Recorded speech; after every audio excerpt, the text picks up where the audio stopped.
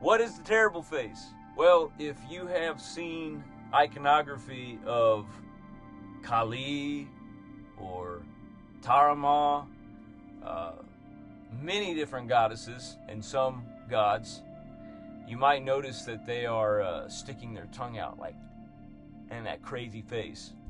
So we call that the terrible face. Why is it terrible? Well, within the tradition of the Agoris, Agori, this is someone who exists beyond the terrible. All right, so when we say terrible, we don't necessarily mean that it's bad. We just mean that it's shocking, that it's powerful. And in fact, that shocking aspect has to do with the connection to the anahata, to the heart. So another word for the terrible face is the simakriya. Okay, so this is related to the lion. And you'll notice whenever I stick out my tongue and I, make the terrible face, it kind of looks like the lion's roar, or the face that a lion would make when it's sticking out its tongue. So why the connection to the lion? Well, the lion is also associated with the anahata. And the anahata is the seat of one's individuated personality, or their ego, their will. So when you make this face, what you're doing is you are recognizing the will inside of you and you are expressing it outwardly. And it takes willpower to do this. Most people are not going to stare at a camera and be able to make the terrible face without feeling ridiculous. And it's a yogic exercise. When you can make that face in public without feeling ridiculous, that is a sign of your comfortability with your own willpower, with breaking social norms, with integrating things that most people would consider to be terrible. Because now you're not confined to the condition of being labeled terrible. You've gone beyond what is terrible. You've transcended that and you've integrated it. The terrible face means many different things. Some people will associate the terrible face when it is made by Kali with shame, because they'll say that she was caught in her bloodlust, and so she stuck out her tongue to show her embarrassment and her shame. And there is an aspect of that, because most people, whenever they begin to embrace the core of who they are, whenever they really look inside and they see what's in there, there's a lot of shame, because society does not want you to be a shameless individual.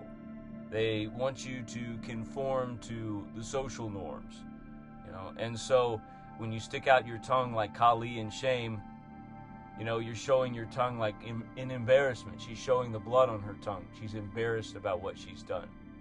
But there's another way to look at this. To transcend that embarrassment, to transcend that shame, so that when you stick out your tongue, it's ferocious. When I make the terrible face, it is without shame. I want you to test yourself. I want you to go on your social media platform, whatever that might be, if it's Twitter or Instagram. I want you to take a picture of yourself making the terrible face and post it. See if you can do that without feeling any embarrassment. It's a test. See if you can even look in the mirror and stick out your tongue and be ferocious, be terrible. See if you can do that. See what kind of feelings that conjures up inside of you. And you can really push this too. This is an important exercise within Tantra. Like, for example, this might seem crazy to a lot of people who are watching this, but when I go for long runs and I see someone passing by me on the path, sometimes I'll just make the terrible face. I'll be like, fucking getting them all revved up. Now, usually this scares the shit out of people, but sometimes they'll make the face back, or they'll laugh, or they'll feel excited. Well, what's happening, I'm throwing out lightning to them whenever I'm making that face. I am giving them energy. It's like, holy shit, we're now in a space where we are removing all preconceived notions of what civilization means, and we're embracing just a full, unadulterated expression of the beast, what Nietzsche called the blonde beast inside of us, the lion. So whenever you can embrace that part of yourself and throw it out, that's part of throwing lightning. That's part of embracing the will to power within the Anahata. And for some people, that might be terrifying. For some people, that might be terrible, embarrassing, disgusting. For others, it's inspiring. It's something that allows them to open up their own heart and have an open expression. And the terrible face is not just limited to sticking out your tongue in Simakriya. Because every time you represent yourself in an unadulterated way, with pure passion and the embrace of the individuated ego, you are performing the terrible face. It reminds me of that song by the Dead Kennedys, Halloween. You know, one time a year, you're allowed to dress up and really embrace who you are, but the rest of the year, you don't have the guts to do that. You just wear the clothes that you're expected to wear, and you do the things that you're expected to do, and you stifle that part of yourself. You push it down deep inside, and you don't let the world see it. You never make the terrible face until Halloween comes around, and then you can cover yourself in blood and makeup, and you can make yourself into a werewolf or a fucking zombie or whatever the hell you want to be. But it's reserved for that one day each year where you're allowed to have an individuated expression. And the idea of the Simakriya is that, no, every day is for individuated expression. Every day is for embrace of the self.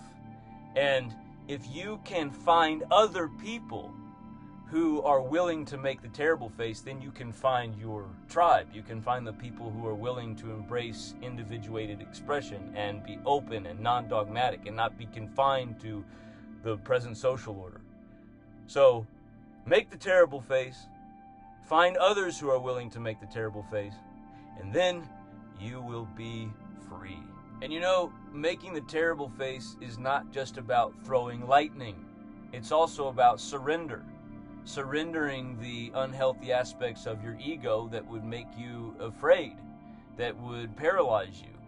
So, you know, the e-girls, they make that weird anime face. I don't even know what it's called, but basically... Do it, okay. It's like, something like that.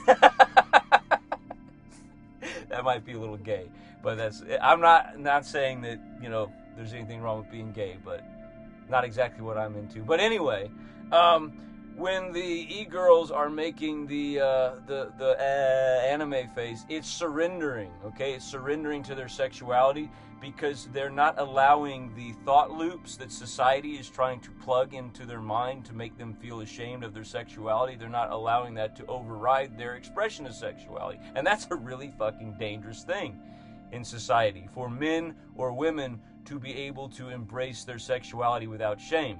The system is always trying to plug shame into people in regards to their sexuality, because if the system can control your sexual prana, they can lead you around like a dog on a leash. So, you know, when these e-girls are making that face, I think it's beautiful. It's a beautiful expression of their will to power. And, you know, if you have a problem with it, maybe you should look inside and see why you're having such a strong reaction to that expression. Maybe you wish you could make an expression like that. Maybe you wish you could embrace that kind of mindlessness. You know, it's not that the mind is an evil thing, but it is a great barrier, especially in modernity, to being able to express what is in your heart, what you truly love, what you're truly passionate about. And so sometimes you have to surrender attachments that prevent you from just enjoying what you enjoy. Enjoying your passions, enjoying sex, enjoying music, enjoying drugs, whatever. There's nothing inherently wrong with sex or drugs or rock and roll or any of this shit, unless it becomes, you know, self-destructive over time, or adharmic, really, unless it becomes adharmic. But most people are being kept away from embracing what they truly enjoy. And so this action of performing the terrible face it connects you with a raw expression of your true love, whatever that might be, in whatever capacity. Now, when you get dressed in the morning, for example, you should wear what you want to wear. You know, you should wear as much makeup as you want to wear. You should wear as much jewelry as you want to wear. Wear whatever you want to wear. Wear a fucking cowboy hat if you want to. Because you are a god, and nobody can tell you what you should be wearing. Nobody can tell you that there is an objective standard for what type of clothes you should wear or how much makeup you should wear. If you find enjoyment from wearing certain types of clothes or wearing certain types of makeup or jewelry, then do it. Embrace it. That's part of making the terrible face. And if any time you feel that doubt inside of you come up, you know, that hesitation, just go, ah! Make the fucking terrible face. Scream if you have to.